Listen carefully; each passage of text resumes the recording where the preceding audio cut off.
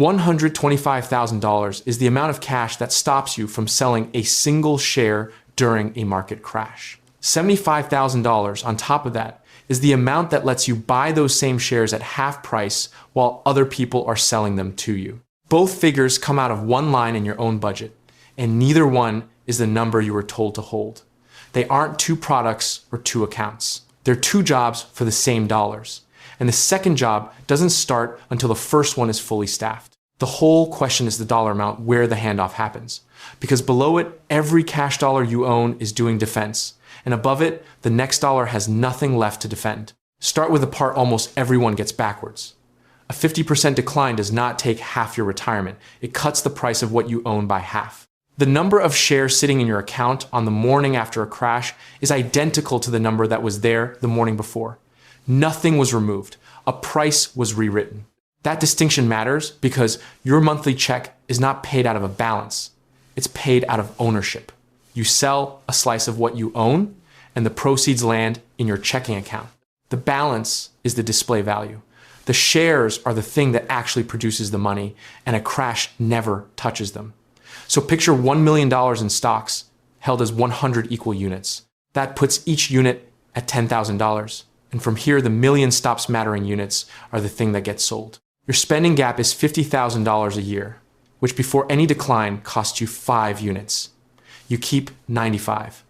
Now prices fall by half, so each unit is worth $5,000. Your grocery bill did not double. Your mortgage did not double. But the same $50,000 now costs 10 units instead of 5. Do that twice while prices sit near the bottom and 20 of your original 100 units are gone. A fifth of your ownership converted into electricity bills and property taxes and dental work at the worst prices of the decade. And this is where the word loss stops being about the statement.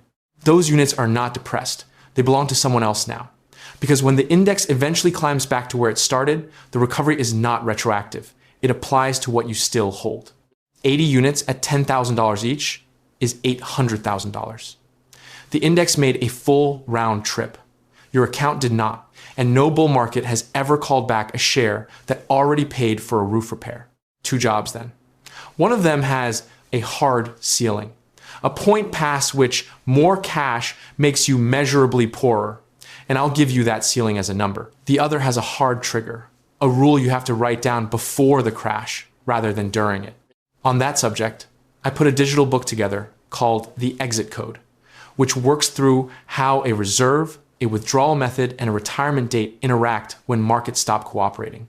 The link sits in the description if you want it. Now, the standard response to everything I've described so far is to hold on and wait it out.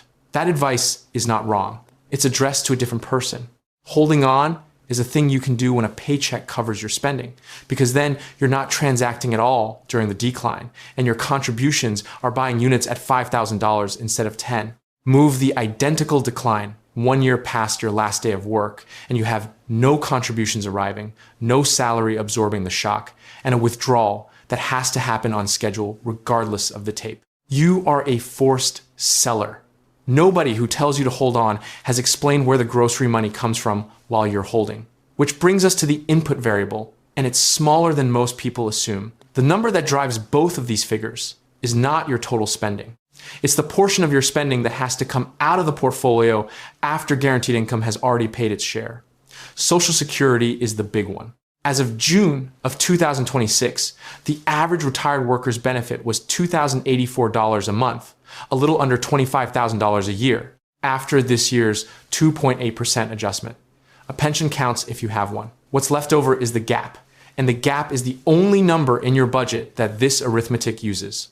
So a household spending $55,000 a year with $25,000 of Social Security has a $30,000 gap. Spend $85,000 with the same benefit, and the gap is $60,000. Spend $95,000 and it's $70,000. If you size your cash against total spending instead, you park tens of thousands of dollars against expenses that a government check was already covering, and you pay for that mistake every year in returns you never earned.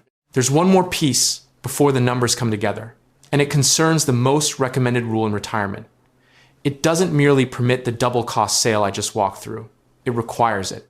Not through some obscure footnote through the single clause that makes the rule work at all. Bill Bengen published the research in 1994 in the Journal of Financial Planning. Take 4% of the portfolio in the first year, then raise that dollar amount by inflation every year afterward. $40,000 on $1 million, then $41,000, then $42,200, climbing with the consumer price index for 3 decades. The rule is constant in dollars, which is exactly what makes it easy to plan around. And the clause that does the damage is the one that isn't there. The withdrawal is never recalculated off the current balance. When your portfolio falls 56%, the rule does not respond. It raises your withdrawal by inflation, because inflation is the only input it listens to. So the year your units are worth $5,000, the rule instructs you to sell more dollars worth of them than you sold the year before. Bengen's own research shows what a severe early bear market does to withdrawal capacity. It drains the portfolio at the same time you're drawing from it. He has since revised his own headline figure upward toward 4.7%, which tells you the number was never a law of nature. It was one man's finding about one historical window, and it got repeated until it turned into furniture. Nobody is lying to you about this. The 4% rule circulates because it survives a compliance review. A fixed, documented, testable rule is defensible in a way that judgment never is, and an advisor who tells you to hold 1/5 of your money in cash is recommending something that is difficult to justify on a quarterly statement. 92% of advisory firms bill on assets under management, and 86% use that fee as their primary revenue source, typically around 1% a year.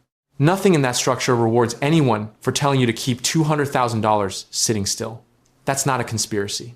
It's an incentive, and incentives shape what advice gets written down long before anyone decides to be dishonest. The evidence for why the timing matters this much is not theoretical. Morningstar ran the simulations. Among retirement plans that failed, close to 70% had already taken losses inside the first 5 years. A gain in the opening year cut the risk of running out roughly in half. And portfolios that got through those first 5 years with gains had only about a 4% chance of ever being depleted. The first 5 years decide the next 30, which means the reserve has to exist before your last day of work, not after it. I've spent more than 10 years running my own business, surrounded by accountants and fiscal lawyers, and the lesson that shows up in every corner of money is that timing beats size more often than anyone wants to admit. 2 people can earn identical average returns across the same 30 years and finish in completely different places, purely because of the order the bad years arrived in. That's not a math problem. It's a brain problem. And the brain problem is where most of the money actually goes. By the way, if you appreciate finance explained with real figures instead of a thumbnail of a man pointing at a red arrow, clicking subscribe helps a lot, thanks to everyone who does. So, how much cash? The number in circulation is 6 months of expenses, and 6 months is a wage replacement rule. It answers the question of how long you can survive between jobs. It has nothing to say about how long a stock market takes to stop falling. And once you're drawing from the portfolio, that second question is the only one that matters. Here are the actual durations. The S&P 500 peaked on October 9th, 2007, and bottomed on March 9th, 2009. That descent ran 517 calendar days, a bit over 17 months, and it took 56.8% off the index. The technology collapse was slower and meaner about it. March 24th, 2006 to October 9th, 2006, roughly 49% down over 929 days. 31 months. 6 months of cash would have run dry with 2 full years of that decline still ahead, which is how you get the first number, and it isn't a comfort figure. It's a measurement. Take your spending gap and multiply it by about 2.5 years. Because 2 years spans the financial crisis descent, and 3 years spans the slower one. A $50,000 gap gives you $125,000. That is 30 months of runway, funded entirely from cash, during which your unit count does not move at all. Not one share sold at $5,000. The counter stays at 100. Run it across the window most people watching this are in. A $30,000 gap needs $75,000. A $70,000 gap needs $175,000. The multiplier never changes. Only your income structure does, which is why the figure has to be recalculated when a pension starts or a mortgage ends, rather than treated as a sacred balance. And I want to be honest about what that money does not do, because it's the most common misreading. The buffer does not stop your account from falling. You will still open a statement in the middle of a 56.8% decline and see a number that gives you strong opinions about financial television. The balance drops exactly as much either way. What the cash prevents is the transaction. It keeps a price movement from turning into an ownership transfer. Now follow that to its conclusion, because it changes what this entire conversation is about. When the buffer is complete at $125,000, your unit counter is protected. It is also perfectly flat. Defense, by definition, cannot make the number go up, which means the $125,000 and first dollar has no defensive work left to do. It's an unemployed dollar sitting in the same account, and it's the first dollar in your entire plan that's free to do something other than survive. What it can do is arithmetic that only exists during a crash. At $5,000 a unit, every dollar buys twice the ownership it bought at $10,000. $75,000 deployed at October 2007, prices buys 7.5 units. The same $75,000 deployed near March 2009 buys 15.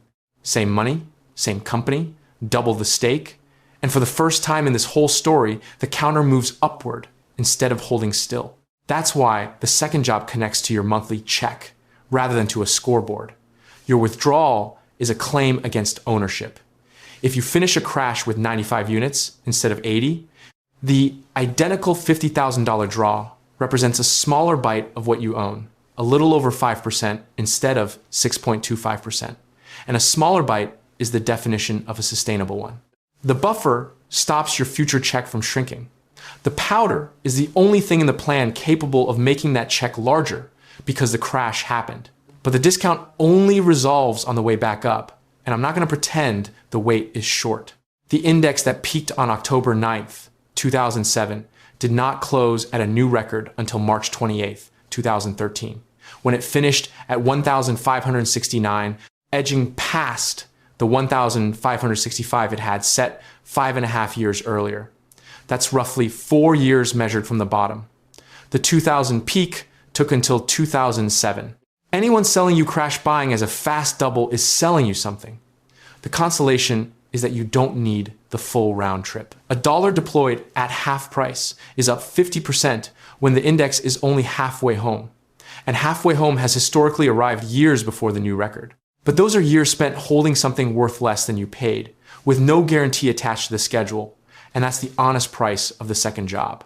Knowing two numbers and building a household that actually runs on them are separate problems. And the second one is where most plans quietly fall apart. That's the reason the exit code exists. It's an analysis of 50 years of retirement data distilled into a mathematical framework for exiting the rat race.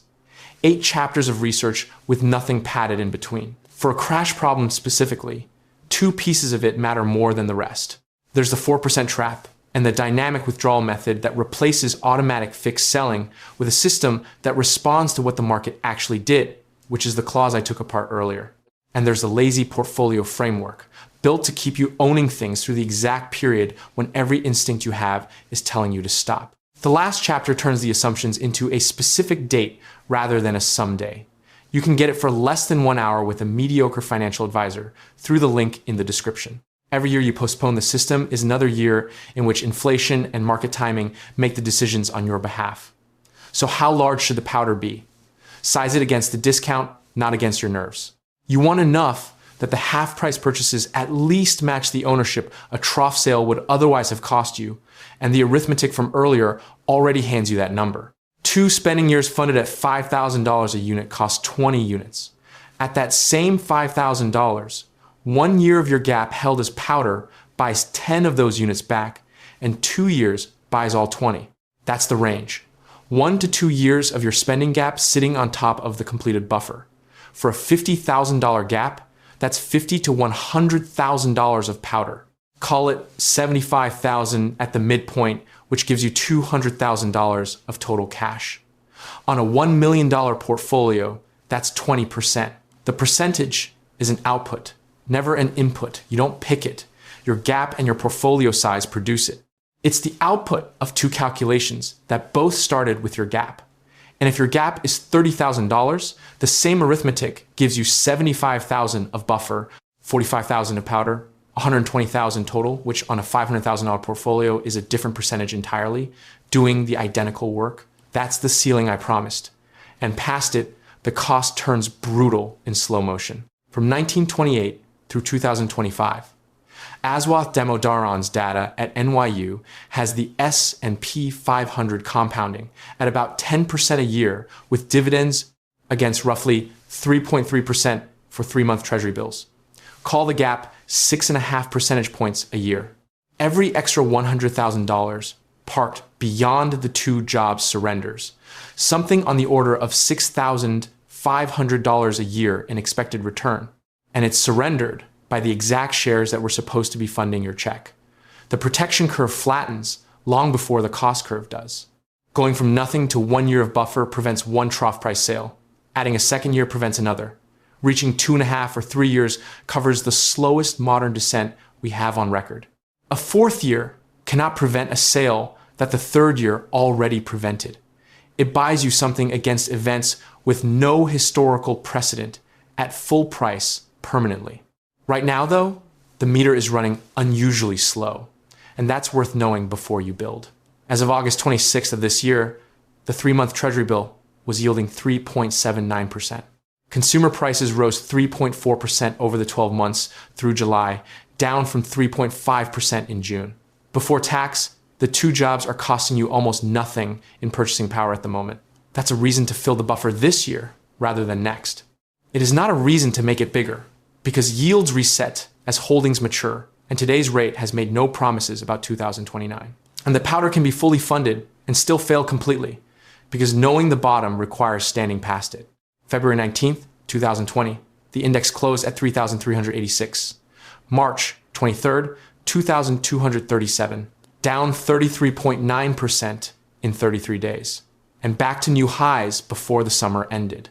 Anyone waiting for confirmation that the bottom was bought at prices higher than the ones they'd refuse a month earlier. So the deployment rule has to be written while you're calm, in tranches tied to fixed drawdown levels rather than to your reading of the news.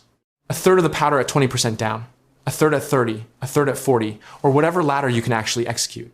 You will deploy some of it too early in every single crash. That's not a flaw in the method. That's the cost of a method that runs without your permission. And the alternative has a documented failure rate of roughly everyone. If this kind of threshold helps you make a decision rather than leaving you merely informed, subscribing is a quiet way to support the channel. I appreciate everyone who clicks it. There's one more thing that has to change, and it's not a number. For 30 years, your job was to own as much as possible at all times, because your salary was the buffer, cash was drag. Every dollar not invested was a dollar failing at its purpose. And that reflex is the reason you have a portfolio at all. Then you stop working, and the role changes without any announcement. You're now the treasurer of a household with no incoming payroll. And the reflex that built the account is the one that will hand 20 units to somebody else at $5,000 apiece. Nothing about the old instinct was wrong. It's been reassigned to a job that stopped existing the day your salary did. Watch the whole thing run once, on the real tape, 2 households, each with $1 million on October 9th, 2007, each with a $50,000 spending gap. The first keeps everything invested, 100 units, no cash, following constant dollar withdrawals straight through the decline. The second sets aside $200,000, which means starting with only 80 units instead of 100, a genuine handicap that costs real money in every year the market goes up. By March 9th, 2009, the first household has funded 2 spending years at trough area prices and sold 20 units doing it, 80 units left. The second household hasn't sold anything. The buffer covered both years, and about $25,000 of it is still there. And the $75,000 of powder went to work at $5,000 a unit, buying 15 units. 80 became 95.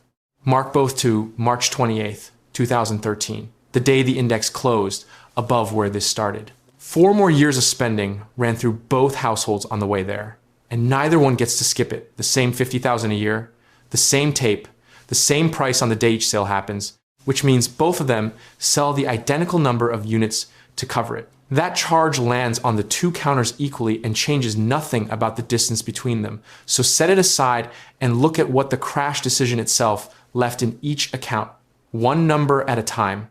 The first household's 80 units are worth $800,000. The second household holds 95 units worth $950,000, plus the leftover buffer cash it never had to touch, so $975,000. The index returned to exactly where it began. One of these two people did not, and the other one came out $175,000 ahead of where the arithmetic says a 5.5-year round trip should have left them. Translate that back into the only thing that matters. Draw at Bengen's revised 4.7%, and the first household supports about $37,600 a year, roughly $3,130 a month. The second supports about $45,800, roughly $3,820 a month. A difference of nearly $690 every month for the rest of both retirements, produced by the same market, the same starting balance, and the same spending. The only variable that ever differed was a share count. And if no crash arrives in your first decade, the second household loses. $200,000 earning 3.8% while stocks compound near 10 is a real cost paid in real money year after year. That's the trade. You are buying the right to not be a forced seller, and insurance you never claim is still insurance you paid for. What makes it defensible is that nearly half of retirees in this year's Employee Benefit Research Institute survey left the workforce earlier than they planned, at a median age of 62, mostly for reasons that were never theirs to choose. Lazy investing built more fortune than crypto memes, and this is the laziest version of it there is. Your gap times 2.5 is the number where you stop selling. 1 to 2 years of gap above that is the number where you start buying. Everything past that pays 6.5 points a year for nothing. Take the number your portfolio has to cover after Social Security and run it. You'll get two figures and a line between them. Below the line, cash is protecting what you own. Above it, a crash stops being the thing that empties your account and becomes the only sale your portfolio will ever get invited to.